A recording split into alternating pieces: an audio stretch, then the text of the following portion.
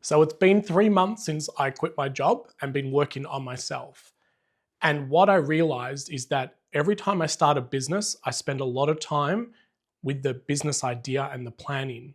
But this is the first time that I'm starting with myself as the business plan. What do I want? Where do I want to go? How do things make me feel?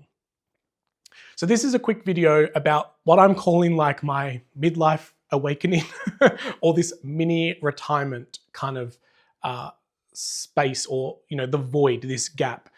And what I've been really discovering is that for me personally, and I'm starting to see a lot of content around this as well, but this kind of millennial movement of like working hard, get a job, get the degree, build your life, this kind of like hustle culture means that for me and others, maybe you might relate to this, let me know, but doing nothing and slowing down and pausing is very, very difficult. I thought, leaving a business, like leaving a relationship, moving onto a property with lots of land and lots of trees would be like the dream, it's like freedom. But what's been really difficult is that stopping and slowing down has been very, very hard. In fact, the first 2 months of me like not working, I filled my schedule up with courses, learning new things, permaculture 2 weeks, grounded festival, soil masterclass, and they're all things that took like 3 or 4 days of my time, like driving there, driving back. I couldn't stop, I couldn't slow down, and that made me realize, and doing a lot of reflection, and even making a lot of these videos in my other series where it's like the chapters, the different chapters, has made me realize that I have been working nonstop since I was like legally allowed, no, not even legally allowed to work, like my first business at high school. It's always been on for me. And I've always put like what I'm working on, the business I'm doing, as the foundation. I've gone through a lot of different identity shifts. I've been the business owner, I've been the network marketer, I've been the, regenerative person, I've been the podcaster. There's always these labels.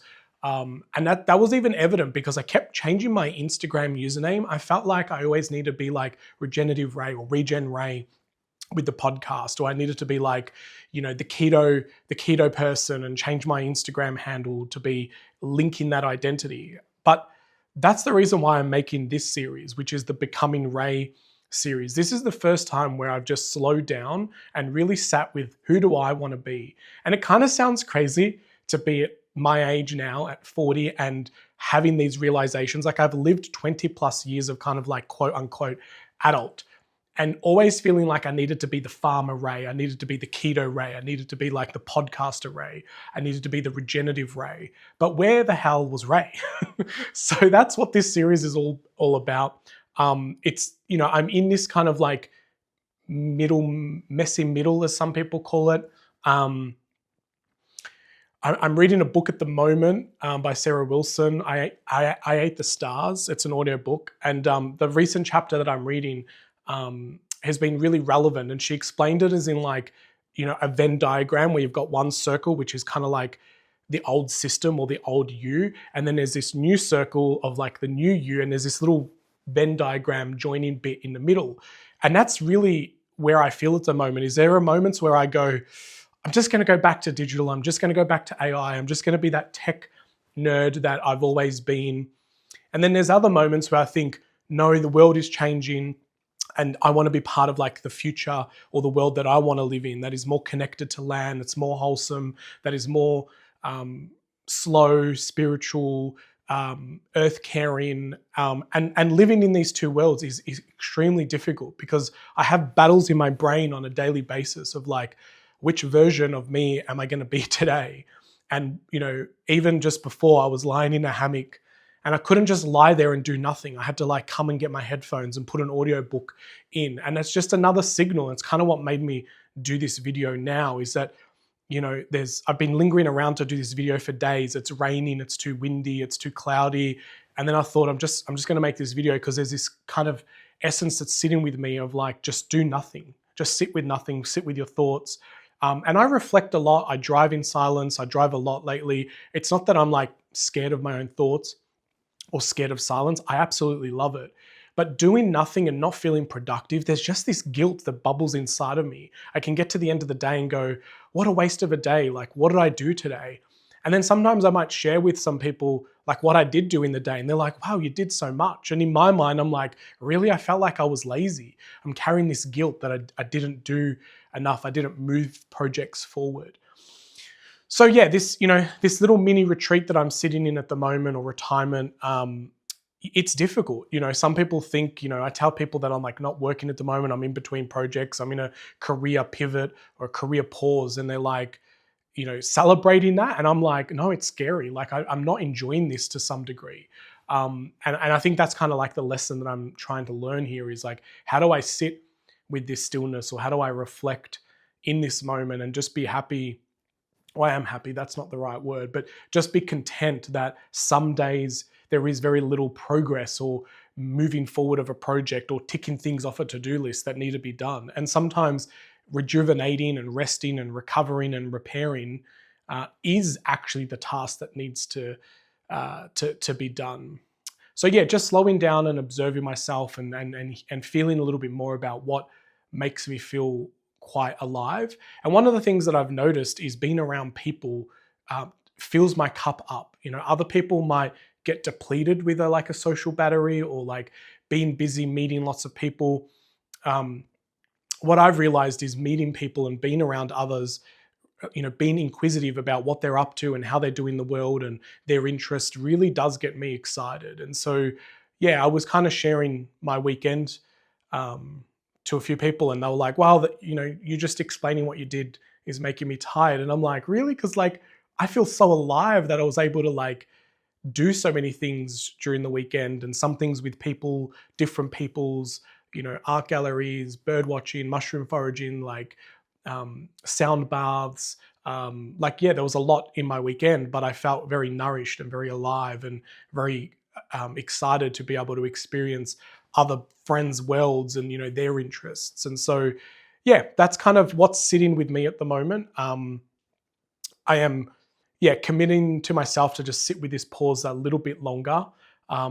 There is that kind of emergency feeling of like, I need to get a project or a job, and like things are landing. Like I'm starting to put feelers out, but I'm not jumping in like I used to. Where there's also another concept that I feel like I did a lot in my entire career, is that it's kind of called monkey branching. It might be used in relationships a lot, but it's also like I wouldn't let go of one. Like monkeys don't let go of one branch until they've secured the next branch.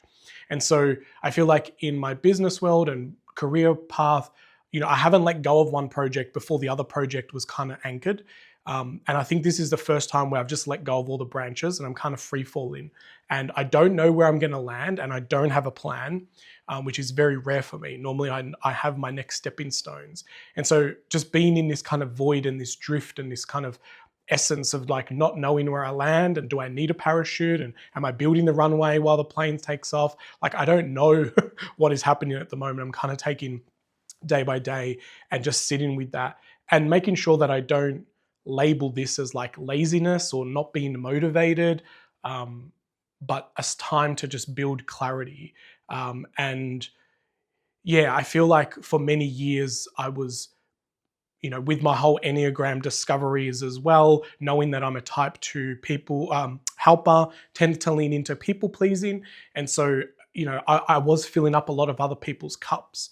And not only was I like running my cup dry and like having an empty cup and maybe get into like burnout, I never even slowed down to like look at my cup and realize how much of the cup needed to be refilled, how big the cup is, what's the texture of the cup.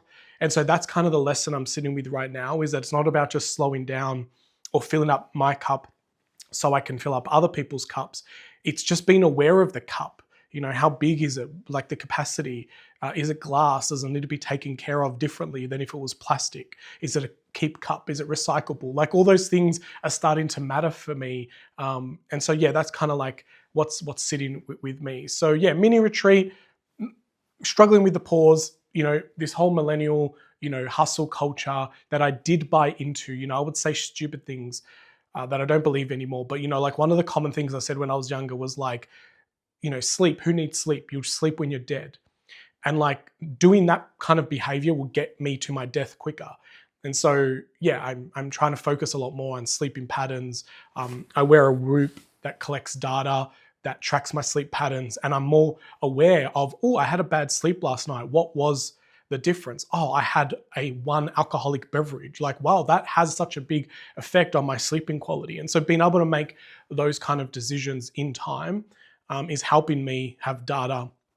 So yeah, I'll leave that on that. I'm gonna leave that as it is. I think that's kind of complete. And just kind of reminding myself that, not being productive doesn't mean that I don't matter, So yeah. Anyway, so hopefully you're having a great day. If this resonated with you, feel free to comment. If this series of me becoming Ray is interesting, feel free to subscribe and follow along. But again, I always say I'm making these as my own kind of like little documentations, just to get stuff out of my head and out of my mouth, because I feel like it lands differently. So thank you for giving me the space and listening if you're following along. All right. Until next time, take care.